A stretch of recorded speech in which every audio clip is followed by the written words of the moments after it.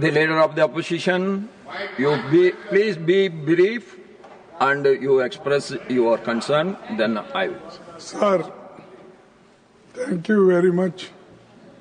आपने मुझे समय दिया, इसीलिए मैं आपका धन्यवाद करता हूं। तो आज हमने जो नोटिस दी है रूल 267 में, उसका उद्देश्य क्या है, सब्जेक्ट क्या है और कौन कौन हमारे सदस्य नोटिस दिए हैं, उनका नाम, सब्जेक्ट ये बताना चाहिए। ये परंपरा रही है। जैसा कि निचले हाउस में एडजर्नमेंट मोशन जब देते हैं तब भी ऐसा ही वहां पर किया जाता है और यहाँ पर भी किया जाता था। लेकिन सडनली जो सदस्य अपना नाम दिए हैं, अपने नाम से नोटिस दिए हैं, उनका नाम भी नहीं पढ़ते, सब्जेक्ट भी नहीं पढ़ते, ये अच्छा नहीं। और आप साहब, मैं आपका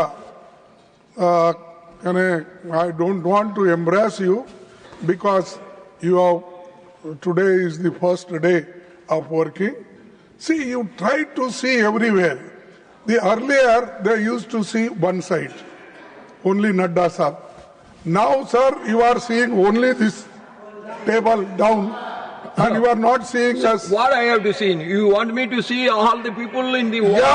Yeah. That I have to see. That's why. That I am not going. 1 minute. That I raised my hand. You are a very elderly senior leader. When the house is in order, I will listen to everyone. When the house is not in order, how a chairperson can listen to everyone? Sir, what to listen? You are speaking, I am listening now. No. You see, house order में लाना आपका काम है, सरकार का काम है, हमारा नहीं। हम जो चीज नहीं, हम जो सब्जेक्ट आपके सामने रखते हैं। Yesterday you have raised some points. Immediately I asked the Parliamentary Affairs Minister to respond. He responded. He wants some time, but you are not agreeing. No, he evaded. Yes, sir. You allow us to. See, everybody, they are. We should never. Yesterday, the Parliamentary Minister has never said. No. Please. Yesterday, the Parliamentary Affairs Ministry has responded positively. He seeks some time for answering to your request. That we should give to him. No time, sir. These are the urgent matters. People are dying, and SIR is going fast, and nearly 12-13 people have died. And BOL, 28 people have died. Sir, this is an urgent matter to save democracy. You put your words. I will ask the government to respond. I want discussion should take place now only. And in the interest of democracy, in the interest of citizens, in the interest of the country. Okay. Please, I request you, sir, please you should allow. I will ask. You should allow for discussion. Our members are ready. We will definitely cooperate with you. We don't want to say anything. Kindly allow, so we will keep quiet. And one by one we will speak. I will. And Parliamentary Affairs Minister has come. I will ask the Honourable Leader of the House to respond. Sir. You want to respond? They are asking, you want to respond? Sir, as the leader of the opposition has raised the question of the discussion and about 267, Rule 267, and as yesterday the Parliamentary Affairs Minister had said that we will come back. Today I am told by the Parliamentary Affairs Minister that very soon there is a meeting going to take place with the opposition leaders, and accordingly we will decide accordingly. That Parliamentary Affairs Minister will tell. No. You want to respond? Rijiji? Yes. Yesterday, what I said, please don't put timeline condition on anything. Now, I have. दोरा जी, आपका आवाज बहुत ज्यादा जोर है. Sir, my only limited request is that I'm going to engage with the leader of oppositions from different political parties. It may be formally, informally, but ultimately it will come to you, sir, formally once we start the process of some consultation.